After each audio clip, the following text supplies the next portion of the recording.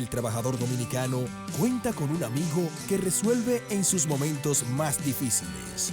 Nunca hemos visto que trabajadores que nosotros hemos intervenido para que la ARL le busque solución, se le ha dejado de buscar solución. La ARL funciona, que la administradora de riesgos, que ese seguro funciona. Administradora de riesgos laborales, garantizando que miles de dominicanos hagan su jornada sin la más mínima preocupación. Hablar de la ARL es sinónimo de gestión de calidad en la administración de riesgos laborales. Cuando usted acude a la eficacia con que ha funcionado la ARL, y esa eficacia demostrada por ARL es lo que sirve como ejemplo de que el esfuerzo que se ha hecho valió la pena. El trabajador dominicano sabe que puede contar con la ARL, soluciones cuando realmente importan. El Banco Central hace política monetaria. Para ello, utiliza la tasa de política monetaria, buscando incidir en las tasas de interés a que los bancos captan ahorros y prestan para el consumo de los hogares y la inversión de las empresas. El objetivo de la política monetaria es mantener la inflación en torno a una meta definida por el Banco Central, logrando la estabilidad de precios y contribuyendo a crear las condiciones para un crecimiento económico sostenido. Banco Central de la República Dominicana, por la estabilidad y el crecimiento.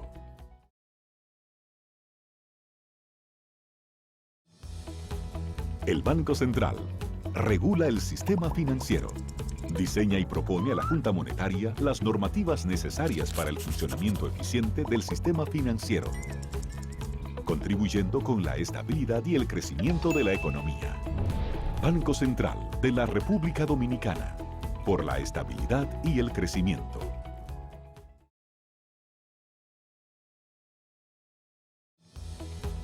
El Banco Central es responsable del buen funcionamiento del sistema de pagos.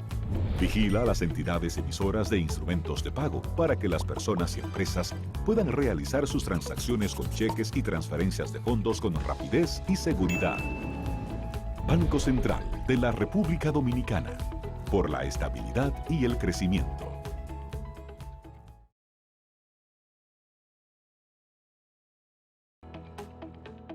El Banco Central emite el dinero. Es la única institución autorizada por la Constitución de la República Dominicana y la Ley Monetaria y Financiera número 183-02 para emitir los billetes y las monedas que las personas y empresas utilizan diariamente.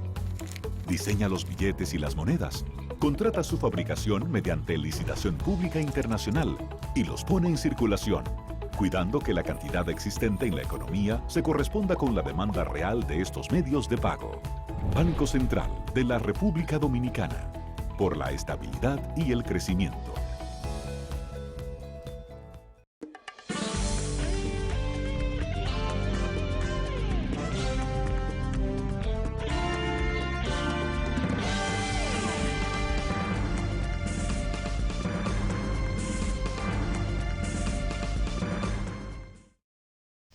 Muy buenas tardes, amables televidentes. Bienvenido a su cita diaria crepuscular y nocturna de Teleimpacto, que es al final de la tarde o comenzando la noche. Ponga su caridad en buenas manos. Apoye el patronato de lucha contra el cáncer de Villa González Incorporado. 809-443-8010. Sean mis primeras palabras. Vamos a imitar a Balaguer ahí. Para saludar, para felicitar, mejor dicho, el esfuerzo del ITRA, ese Instituto Tecnológico de las Américas, que tiene un joven ahí que lo dirige, Tavares, que creo que está hace mucho tiempo ahí, y qué bien que esté ahí, porque es un rector magnífico de esa institución. Y están capacitando muchos jóvenes en áreas interesantísimas fuera de esas carreras tradicionales. Y qué bueno que se están capacitando esos jóvenes en arte gráfico y todas esas cosas. Vi ahí para juegos digitales, esos juegos animados que se hacen digitales y todo eso, que esos muchachos pueden desarrollar software para esos juegos, etcétera. Bueno, es una verdadera institución. Otra institución que viene brindando servicio extraordinario. Ahí está el Community College. Está Infotep, no hay duda de ello.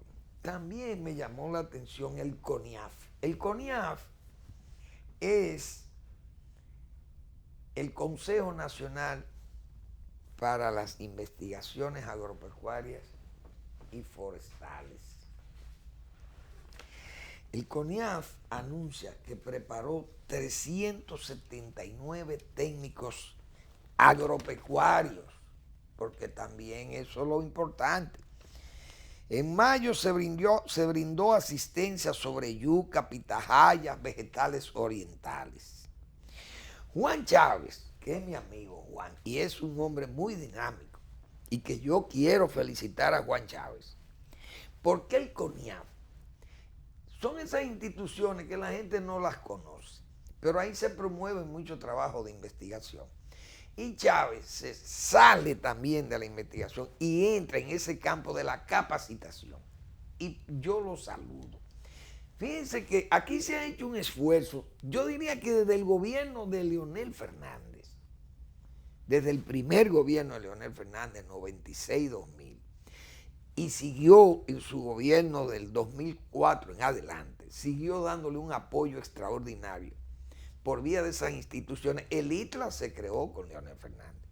El CONIAF mismo, yo creo que viene desde la época de Leonel. El Community College de San Luis lo creó Leonel. La ampliación de la UAS fue un trabajo que lo hizo Leonel Fernández. Más de 9,000 becas a estudiantes para estudiar en el extranjero y localmente. Señor, eso fue un esfuerzo. ¿Para quién? Para la juventud. Porque la juventud viene siendo más de un 60% de la población del país. Probablemente la juventud más adolescente puede ser un 30%, o más, un 35%. Puede ser que esté por ahí porque ya son jóvenes de menos de 30 años, de 25, y entonces están en estudios superiores. Ese esfuerzo uno tiene que felicitar a los gobiernos, a los gobernantes, a los rectores de esos institutos, de esas academias, porque contribuyen a preparar jóvenes para el futuro. Ese esfuerzo del CONIAF, de Juan Chávez, mi amigo, repito, Juan Chávez, y que lo felicito. 379 técnicos que van a brindar, porque hay que capacitarlos a los técnicos, actualizarlos. Porque nosotros, si queremos mejorar el sistema de productividad y mejorar la competitividad en el sector agropecuario, que estamos muy mal a ese nivel, tenemos que mejorar la capacitación de los técnicos y de los productores para poder aumentar nuestra capacidad productiva, tener los rendimientos adecuados y tener la competitividad adecuada con productos inocuos, productos higiénicos, y eso se logra con la capacitación para mejorar las buenas prácticas de cultivo, las buenas prácticas de cosecha, las buenas prácticas de ordeño, por ejemplo, de alimentación del ganado, las buenas prácticas de administración rural, las buenas prácticas de transporte, almacenamiento, cosecha, embalaje, etcétera, etcétera, etcétera. E incluso colocación de los mercados y la buena información de mercados. Entonces, si nosotros no preparamos a los técnicos, lo capacitamos, y a los productores agropecuarios, no vamos a alcanzar metas, diríamos, de países que van en vía de desarrollo avanzado. Y nosotros tenemos el potencial para ello. Y la posición geográfica de nosotros también es envidiable porque estamos cerca de prácticamente de todo el mundo. El mundo occidental más desarrollado lo tenemos cerca. Y nos brindan apoyo para preparar a los jóvenes. Yo creo en ese esfuerzo. Saludo a todas las instituciones y a sus directores que están en en ese esfuerzo de capacitación a los técnicos y a los estudiantes que van a ser mañana los técnicos que van a dar impulso, el brazo intelectivo que le va a dar impulso al desarrollo nacional. Muy bien. Bueno, el informe del Banco Central, del Fondo Monetario sobre el desempeño económico, pues algunos medios, fíjense que muchos medios destacan cosas y bueno, que como que llama la atención el Fondo Monetario sobre la deuda y que hay que hacer una reforma profunda tributaria. Bueno, esas son cosas que se entienden porque ningún gobierno, a medida que van pasando los años, no puede basar su política recaudatoria solamente con las aduanas, porque uno sabe que este país tiene muchísimos tratados de libre comercio, tiene varios. Y esos tratados, señores, muchos de ellos es pérdida de aranceles, se eliminan aranceles. Y al eliminar aranceles hay menos ingresos para los estados. Pero los estados tienen que tener policía, tienen que asumir la educación, el área de la salud y otros servicios que tienen que ampliarse y el Estado tiene que brindarlo y tiene que reclutar gente porque necesita dinero. ¿Qué es lo que espera? Tiene que recaudar por vía de impuestos. Entonces tienen que venir esas reformas. El Fondo Monetario es consciente, pero dice también que hay un buen manejo y hay políticas que se están haciendo con criterios realmente transparentes y que no hay peligro en ese aspecto siempre y cuando siga ese comportamiento. Dice aquí el directorio ejecutivo del Fondo Monetario concluye la consulta del artículo 4 con la República Dominicana. El retorno a un crecimiento superior al potencial en el 2018 fue resultado de una sólida respuesta de la inversión y consumo privados a un oportuno impulso monetario introducido tras la desaceleración del 2017, a condiciones externas favorables y a un continuo afianzamiento del mercado laboral.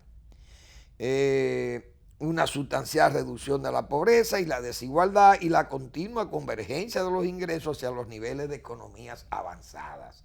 Es decir, el país va caminando según el fondo. Las perspectivas son favorables y los riesgos para el crecimiento son moderados y están equilibrados, dice el fondo.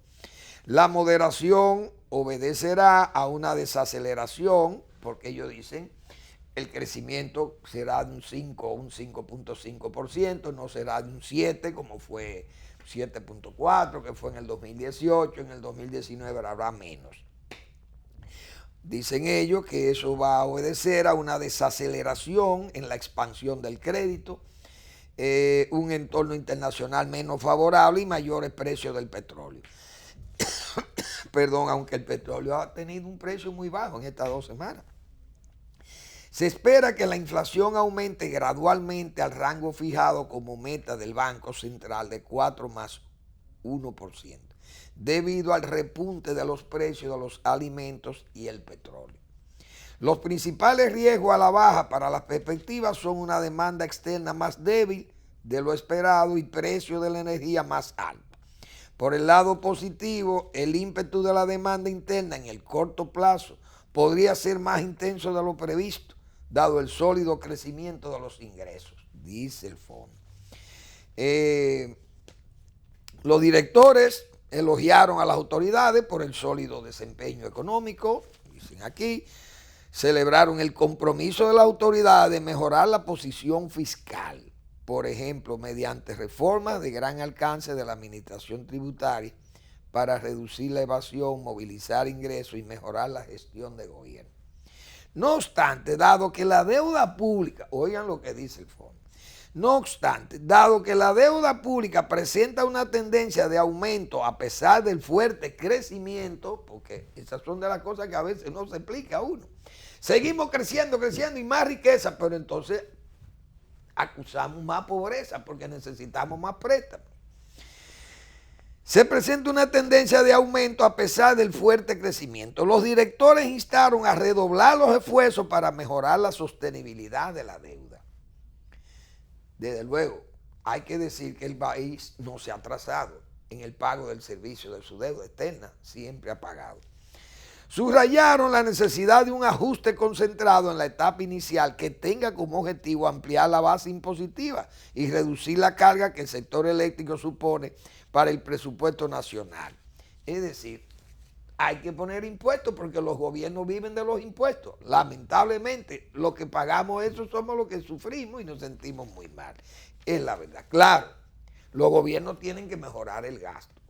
El gasto dispendioso, el gasto manijroto, hay que corregir.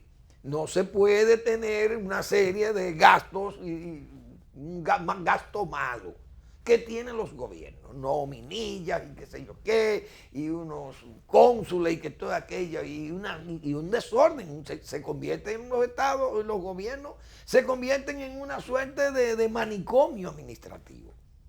Fíjense cómo los ayuntamientos no reportan con claridad ni con transparencia sus gastos o sus cuentas. Entonces, esas cosas, el Estado no puede seguir siendo un Estado elefantiásico. Lo que tenemos que crear es un Estado musculoso, pero no elefantiásico. Y eso sí es verdad que hay que irlo corrigiendo. No importa que lo diga el fondo o no lo diga el fondo o no lo diga como debe decirlo. Pero aquí los gobiernos son gobiernos manirrotos. Esa es una verdad que no se puede negar. Los directores celebraron la estabilidad del sistema financiero, apoyaron la modernización en curso del marco institucional para la supervisión de riesgos sistémicos, el fortalecimiento de la regulación y supervisión bancaria y las reformas en el ámbito de la ciberseguridad. Elogiaron también los recientes avances en la actualización del marco jurídico para la lucha, ellos están en su cosa, el fondo, señalan todo, para la lucha del lavado de dinero y el financiamiento del terrorismo, y alentaron a las autoridades a incrementar su eficacia. Los directores subrayaron la importancia de que continúan las reformas estructurales para subsanar los factores que impiden el logro de una mayor productividad, que es precisamente, quería subrayar eso, para aumentar la productividad necesitamos primero tener un mejor gasto. Necesitamos la capacitación, necesitamos el buen financiamiento, el crédito a corto y largo plazo también, una buena asistencia técnica y invertir no en apoyos directos, sino en apoyos indirectos. Léase, mejorar esas buenas prácticas que yo señalaba anteriormente, mejorar la infraestructura, crear la infraestructura, hacer la infraestructura, tanto en los medios rurales como en los medios urbanos, y esas cosas tienen mayores beneficios para mejorar los índices de factores de productividad en el campo o en la industria. Y esas cosas hay que atenderlas, porque también los gobiernos como que se duermen y esas cosas no se pueden permitir porque si no, no vamos a salir del atraso. Esa es la pura verdad. El Banco Central ha tenido que hacer unas aclaraciones. Nosotros dijimos aquí en una oportunidad, Isidoro Santana es el ministro de Economía, pero Isidoro Santana ha mostrado unas posiciones fuera de la posición de renunciar a apoyar una reforma y una repostulación del presidente, que eso es otra cosa, porque eso viene desde aquella puesta en circulación de aquel libro que vimos en el señor, viene desde el 2012. En el 2012, el señor Antonio Isacunde formó un grupo para apoyar al presidente Danilo Medina cuando era candidato. Y él le llamó a ese grupo, bueno, uno de los mejores equipos humanos, técnicos, de apoyo a una candidatura. Y se autocomplacieron y se autoelogiaron. Yo recuerdo para esa época que el señor Antonio Isacunde señaló a varios de los que participaron con él junto a Gustavo Montalvo para brindarle ese apoyo al presidente Danilo Medina Sánchez. Él señaló un grupo de personalidades que entendía que trabajaban, eran gente de la sociedad civil, y entre ellos estaba Isidoro Santana, el ministro de Economía. Pero el ministro de Economía, y el tanto como el señor Isa Conde, aquella vez del 2015, cuando se tomó la decisión de reformar la Constitución para que el presidente Medina pudiera repostularse, todo el mundo sabe que eso fue en un ambiente, realmente un ambiente casi de, ¿cómo se dice esto? Casi orgiástico, vamos a llamarle así, políticamente. Fue toda una especie de aquelarre aquello, aquel contubernio, aquellas artimañas para construir aquella mayoría que fue tan evidente, las manos negras y las manos ocultas, que llegaron al extremo de, no de necear a Leonel, sino de arrinconar a Leonel Fernández, con aquellas acusaciones y aquel montaje mediático. Bueno, y eso trajo muchísimas críticas, y el crítico más severo, aunque cínicamente hablando, fue también el más presencial o el más testimonial, fue el propio Antonio Isa Conde, porque denunció él esos hechos. Pónganme, por favor, si los muchachos fueran tan amables y me ponen esa imagen del doctor Isa Conde, que fue un crítico severo. Miren, eso fue en el 2017, creo que él reveló ya por vía de ese libro. Él decía: restablecer la reelección fue mercantilista y una operación de compra y venta de votos. Eso fue realmente una cosa, bueno, transacciones dinerarias. El señor Isa, su libro lo publicó, y vamos a ver si yo, porque el libro habla como de desmemoriado. Yo lo que no recuerdo cuál es el verdadero título del libro. Vamos a ver si yo puedo conseguirlo por aquí. Bueno, es difícil esto. Tal vez no me salga aquí el libro, pero ese libro, no recuerdo si está aquí o no. Yo creo que no lo pude conseguir. Pero es un libro que él señala y señala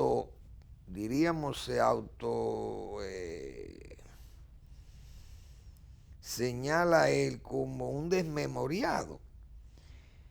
Qué cosa, qué pena que yo no lo pueda conseguir con tiempo. Bueno, lo buscaremos, tal vez aparezca en otra plataforma de esta que yo tenía para encontrar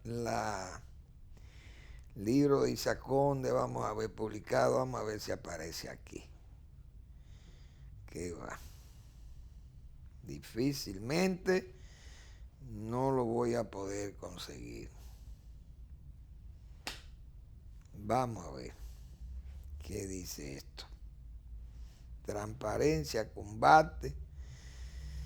Tal vez sale aquí en esta. No.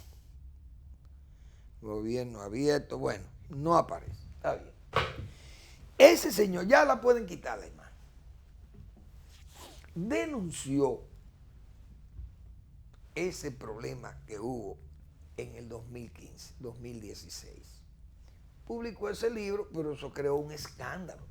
Ahora, él confesaba en el 12 y luego en el 16, poniendo Gustavo Montalvo ese libro en circulación, hizo sus comentarios, y Gustavo Montalvo es el jefe de ese grupo de sociedad civil que entró al gobierno de Leonel Fernández. Incluso él fue el que creó, Gustavo Montalvo también creó, aquellas veedurías que fueron una especie de contraposición con la dirección de ética que dirigía el doctor Marino Vinicio Castillo. Entonces le montaron como ese paralelismo oficial ahí, como para desvirtuar el trabajo o por lo menos impedir el trabajo del doctor Marino Vinicio Castillo. Todo el mundo se recuerda aquellas veedurías que decíamos, ¿no? El que duerme con serpiente lo van a morder. Bueno, toda esta gente que entró por vía de Gustavo Montalvo al gobierno, no hay dudas que han mantenido una posición, bueno, por la parte de la reelección y la parte de la reforma, hasta han sido coherentes, aunque cínicos. Porque después de publicar ese libro, que le llovieron la crítica al señor Antonio Isaconde, y Isaconde decía, no, pero yo apoyo a mi presidente, yo soy un hombre del presidente y lo voy a apoyar. O sea, ¿para qué denuncia aquello si lo vas a apoyar? Entonces se actuó con un cinismo realmente perfecto. Bien, esa gente entró al gobierno, pero entró por vía de Gustavo Montalvo. Hoy sus posiciones se asumen que las tiene que conocer Gustavo Montalvo, que uno sabe que Gustavo Montalvo es una persona que ha trabajado muy de cerca al presidente y que incluso cuando Felucho Jiménez anunció que el presidente no iba a la reelección, el propio Gustavo Montalvo, yo recuerdo que también dijo, el presidente va a estar ahí hasta agosto del 2020, 16 de agosto, ni un minuto más, el presidente se va. Bueno, se le creía a esa gente porque tienen autoridad para decirlo, porque están muy cercanos al presidente. Saben cómo sopla y cómo diríamos, cómo son los latidos del presidente, porque están al lado en íntima y sentida amistad con el presidente. Las dos posiciones de estos ministros, no hay duda, que ponen en evidencia que Gustavo debe saber eso, era lo que decíamos ayer. Pero el ministro Isidoro Santana, repito, fuera de esa posición antirreeleccionista, vamos a llamarla, y antirreforma, expresada, diríamos también, con cierto valor y con, diríamos, hay que darle el crédito de que lo han dicho públicamente, siendo ministros que están a merced de un decreto, pero el presidente ni siquiera quitó a Antonio Isa cuando hizo ese libro, de ese combatiente desmemoriado. No sé, no recuerdo, pero lo buscaré en la pausa. El asunto es que el ministro de Economía fue a la UAS y dictó una conferencia. Y él insiste en atacar la política del Banco Central. O sea, él es un adversario jurado de la gobernación del Banco Central. Yo recuerdo en una oportunidad señalaba, bueno, que este país no produce los dólares que necesita la economía, como quien dice, los dólares que están entrando, la economía, el crecimiento de esta economía es falso. Esos dólares no entran porque la economía es sana, diríamos. Quiso como decir que los dólares eran del narcotráfico o del ilícito que entraban al país, que no tenía control la autoridad y que ese dinero no era un dinero legítimo. Eso no hay duda que se mantuvo a distancia con las autoridades monetarias. Señalaban también que el modelo estaba agotado, que este modelo estaba agotado. Luego cambiaban de opinión en el mismo gobierno porque se veían tan disidentes sus declaraciones que chocaban. Pero el presidente se resistía a que esa gente no se podía mover de su cargo porque aunque llevaran contraria a la política del gobierno, su política monetaria y su política fiscal, Pero el presidente siempre decía que esos son gente de Montalvo, es decir, el presidente no tiene jurisdicción sobre esa gente. Bueno, pues en esta conferencia en la UAS, el señor ha dicho, se destapó, diciendo que el Banco Central lo que tiene es una tasa de interés alta y una tasa ficticia que tienen de sobrevaluación de la moneda dominicana. Y el Banco Central ha respondido a esa acusación, porque eso es prácticamente una acusación, porque el banco dice, bueno, entonces ¿qué hace el Fondo Monetario? Porque eso lo está validado por el Fondo Monetario y eso ha traído buenos resultados a la economía, según el Banco Central. El Banco Central ha respondido en estos términos. Dice así.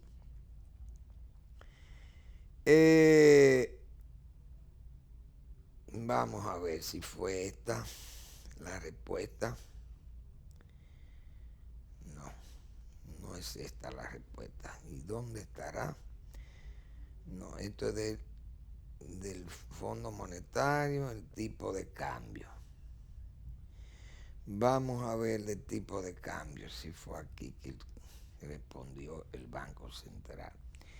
El Banco Central, en interés de mantener debidamente edificada a la opinión pública y evitar que se genere incertidumbre que afecte de forma innecesaria las expectativas de inversionistas internacionales, agentes económicos y la sociedad en general, se ha visto en la obligación de publicar una nota aclaratoria en referencia a las afirmaciones del ministro de Economía, Planificación y Desarrollo, Isidoro Santana, sobre el manejo de la política monetaria y su incidencia en el tipo de cambio y las tasas de interés.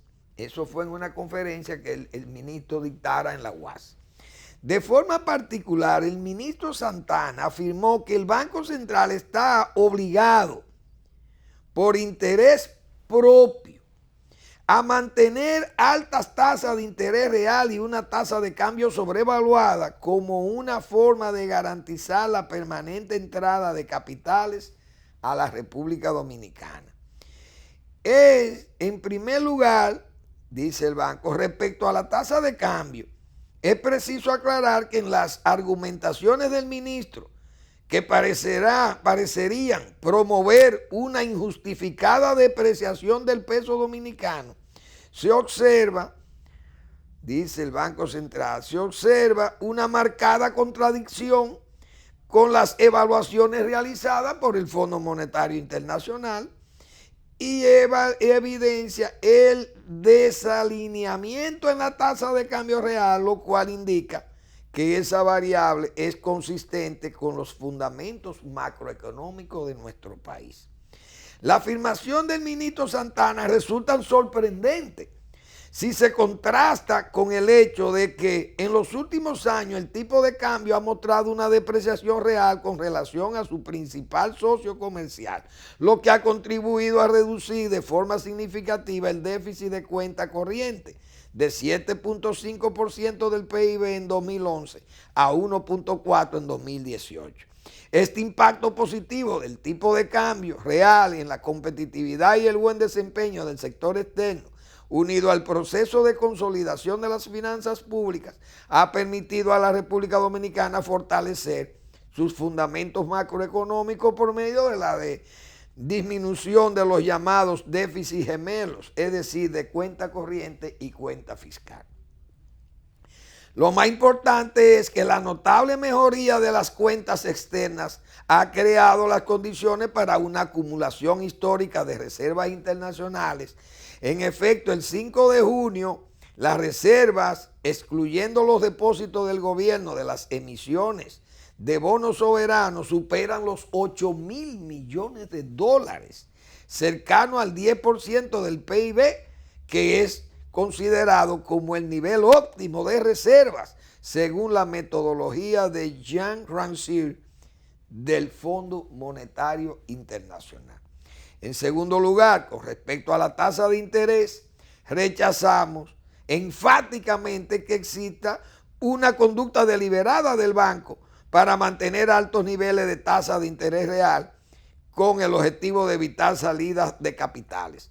En el Banco Central, las decisiones de política monetaria que procuran influir sobre la dinámica de la tasa de interés tienen como objetivo principal cumplir con su mandato constitucional de mantener la estabilidad de precios.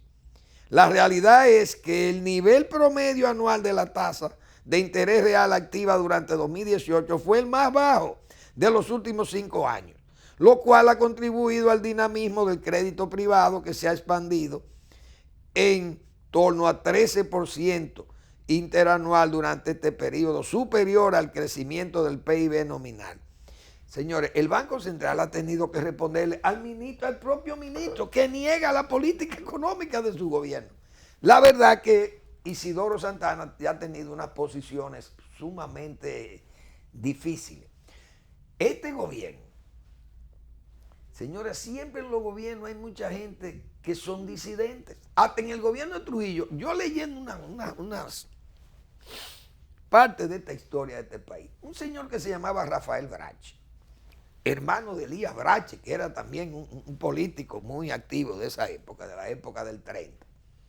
Rafael Brache fue uno de los políticos más activos promoviendo la candidatura a Trujillo Estrella Ureña y lo consolidó en los Estados Unidos, haciendo también promoción de que no había peligro en seguir al general.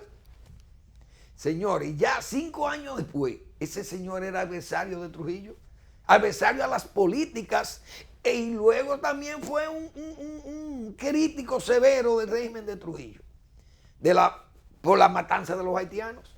Ese señor se distanció y terminó siendo un adversario de Trujillo. Los regímenes le pasan eso. Fíjense cómo andan esta gente que ahora son disidentes, esa sociedad civil incorporada vía Montalvo. Por eso yo digo, Montalvo puede ser el próximo Rafael Brache del gobierno de Danilo Medina. Vámonos a la pausa y regresamos.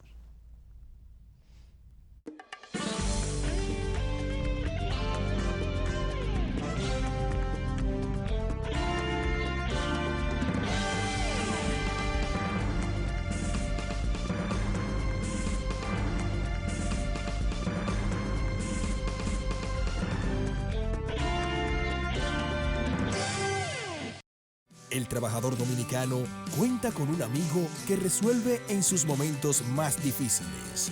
Nunca hemos visto que trabajadores que nosotros hemos intervenido para que la ARL le busque solución, se le ha dejado de buscar solución. La ARL funciona, que la administradora de riesgos, que ese seguro funciona. Administradora de riesgos laborales, garantizando que miles de dominicanos hagan su jornada sin la más mínima preocupación. Hablar de la ARL es sinónimo de gestión de calidad en la administración de riesgos laborales. Cuando usted acude a la eficacia con que ha funcionado la ARL, y esa eficacia demostrada por ARL es lo que sirve como ejemplo de que el esfuerzo que se ha hecho valió la pena.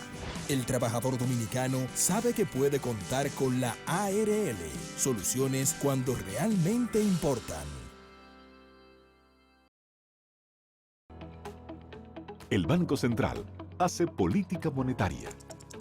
Para ello, utiliza la tasa de política monetaria, buscando incidir en las tasas de interés a que los bancos captan ahorros y prestan para el consumo de los hogares y la inversión de las empresas. El objetivo de la política monetaria es mantener la inflación en torno a una meta definida por el Banco Central, logrando la estabilidad de precios y contribuyendo a crear las condiciones para un crecimiento económico sostenido. Banco Central de la República Dominicana, por la estabilidad y el crecimiento.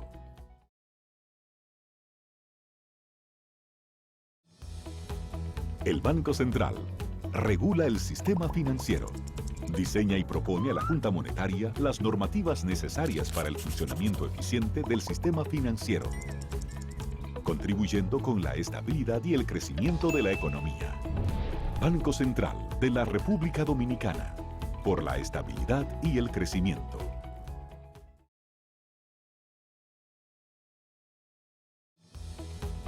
El Banco Central es responsable del buen funcionamiento del sistema de pagos, Vigila a las entidades emisoras de instrumentos de pago para que las personas y empresas puedan realizar sus transacciones con cheques y transferencias de fondos con rapidez y seguridad.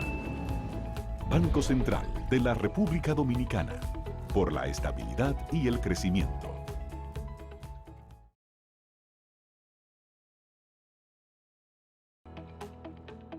El Banco Central emite el dinero. Es la única institución autorizada por la Constitución de la República Dominicana y la Ley Monetaria y Financiera número 183-02 para emitir los billetes y las monedas que las personas y empresas utilizan diariamente. Diseña los billetes y las monedas, contrata su fabricación mediante licitación pública internacional y los pone en circulación, cuidando que la cantidad existente en la economía se corresponda con la demanda real de estos medios de pago. Banco Central de la República Dominicana, por la estabilidad y el crecimiento.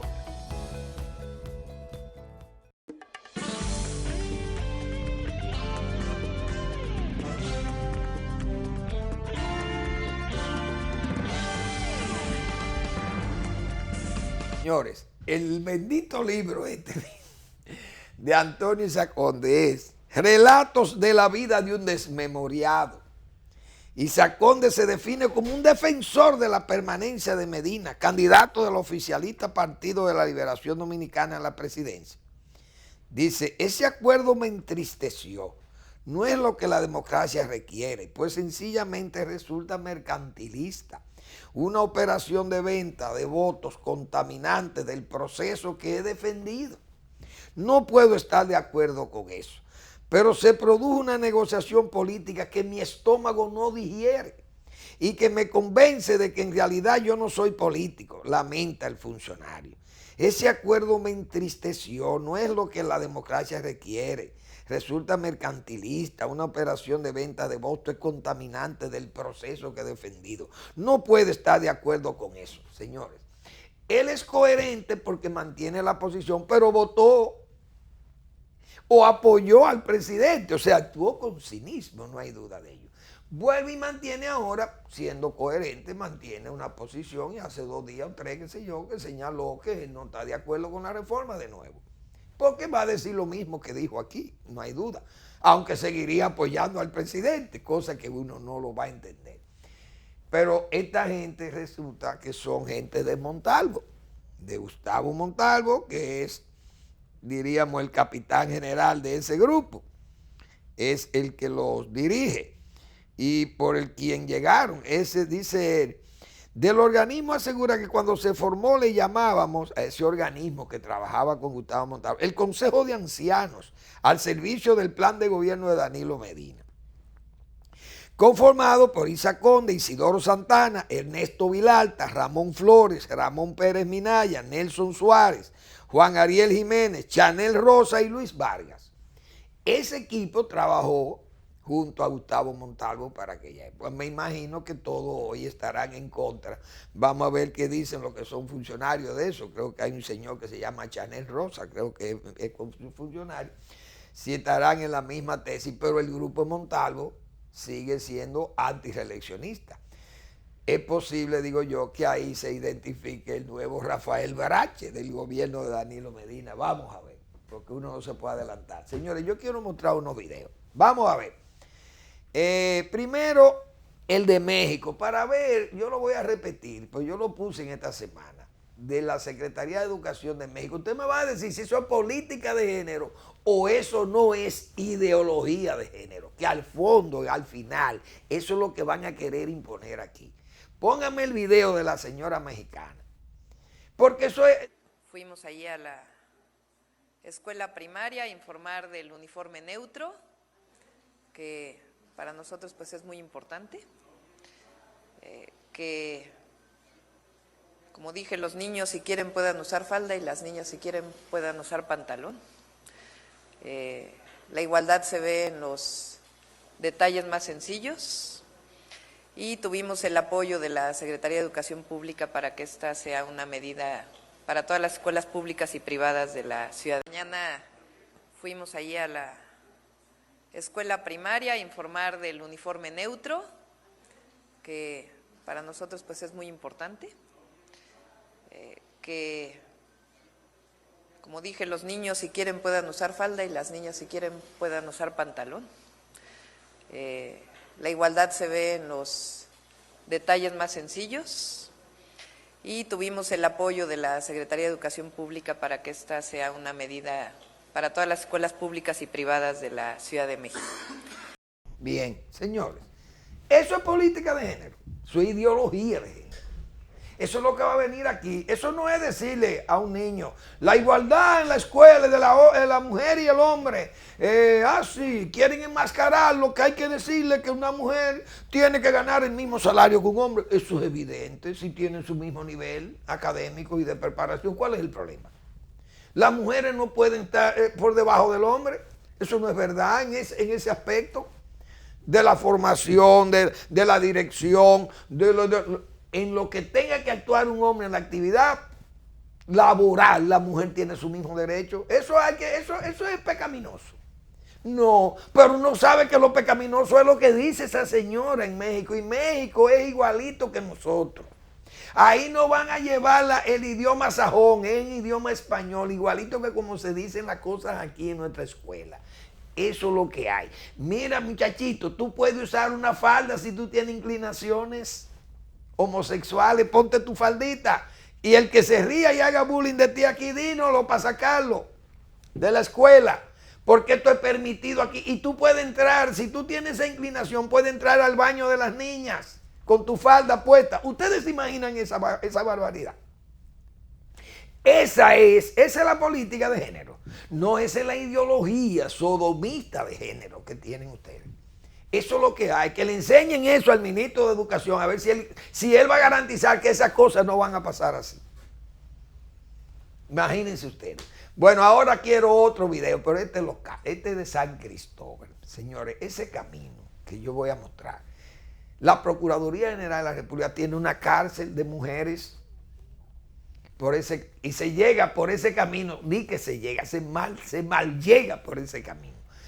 Ahí si llueve, con presión, con dureza, como se dice, con fuerza, 4 y 3 días para usted poder llegar ahí.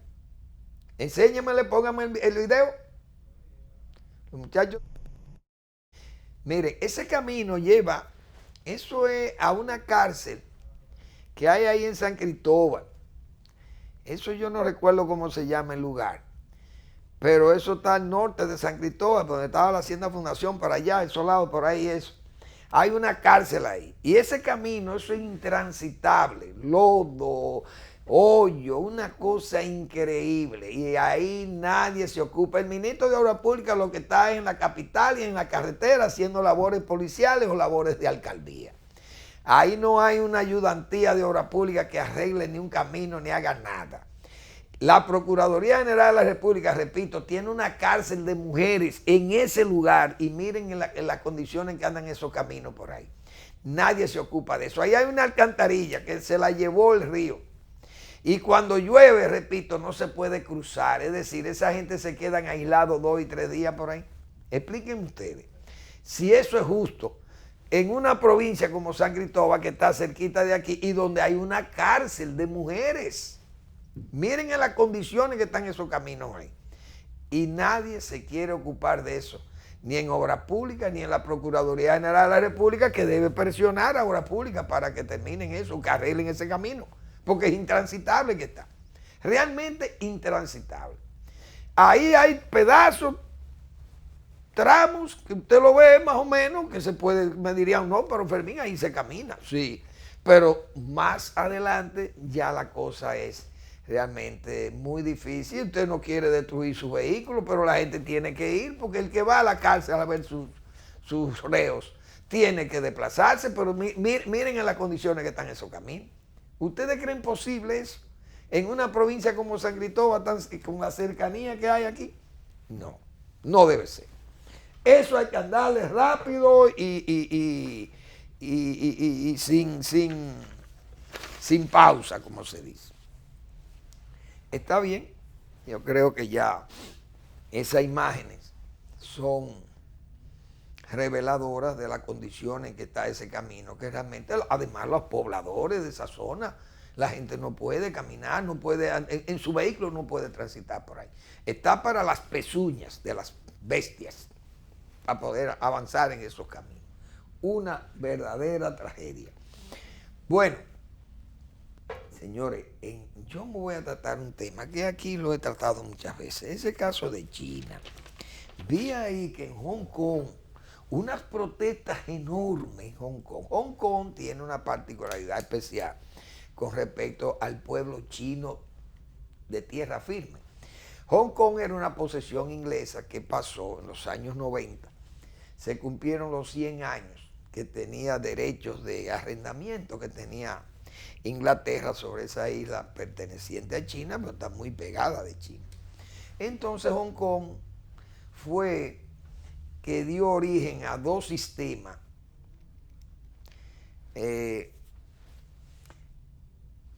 Un sistema político que hay en China, muy cerrado, en la China continental. Pero Hong Kong tenía muchas libertades, porque eso era inglés.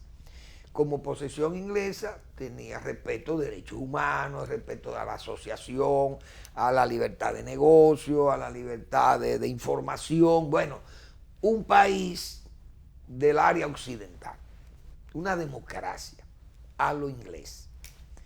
Pero al pasar a China, entonces los hongkoneses no quisieron tampoco adaptarse a la vida que tienen los de tierra firme, que están subyugados por un régimen comunista. Entonces, una China, dos sistemas, tuvo que inventarse Deng Xiaoping. Esa China, dos sistemas, quiere decir en China una cosa y en Hong Kong otra, políticamente hablando. Somos los mismos chinos, pero aquellos son unos chinos educados por los ingleses y estos son unos chinos manejados y narigoneados y manipulados por el régimen maoísta, comunista. Entonces, una China, dos sistemas, ha funcionado en un país que ha mejorado económicamente, pero políticamente están muy distanciadas las dos poblaciones. En Hong Kong están exigiendo una serie de libertades y de evitar extradiciones y una serie de cosas que ya los chinos continentales han querido, y ellos han ido más o menos respetando y no han actuado como en Tiananmen, pero no es que le falta energía para actuar como en Tiananmen, donde murieron miles. Hay 172 heridos ahí. Pero ¿qué es lo más grave de eso? Que yo quisiera que su excelencia Shang Run nos explique eso a los dominicanos. Su excelencia, ¿usted sabe por qué que Taiwán no quiere plegarse a una China dos sistemas? Por eso, porque cuando Taiwán se adhiera a China, China le va a aplicar el sistema comunista a los dos, a Hong Kong y a Taiwán. Mientras tanto, ellos tienen que lucir frente a Hong Kong como tolerantes de esa democracia de Hong Kong, para que Taiwán siga siendo un atractivo, piense que los chinos van a respetar eso. Los chinos, cuando se pliegue Taiwán, no van a respetar a nadie y van a actuar como Tiananmen. Pero como su excelencia, el embajador Shang Run, es muy didáctico, muy pedagógico y explica muy bien las cosas que pasan en China, yo quisiera, Manuel Fermín, reaccionario, no protonotario de esto, no, reaccionario, como yo me tengo ya que considerar, porque así es que me señala. Yo quisiera que su excelencia Shang Run nos explique si Taiwán será engañado por la China continental, tratando de no aplastar en Hong Kong para que China-Taiwán no se resista y no vea la cola del dragón dándole, o las mordidas del dragón. Pero uno sabe que en el momento que Taiwán se una, vienen las medidas tipo Tiananmen. Esa es mi creencia. Pero tal vez su excelencia Shang Run nos podría dar explicaciones más convincentes o más claras sobre realmente esa posibilidad. Gracias por su atención y nos vemos mañana en otra entrega de Al Final de la Tarde o Comenzando la Noche.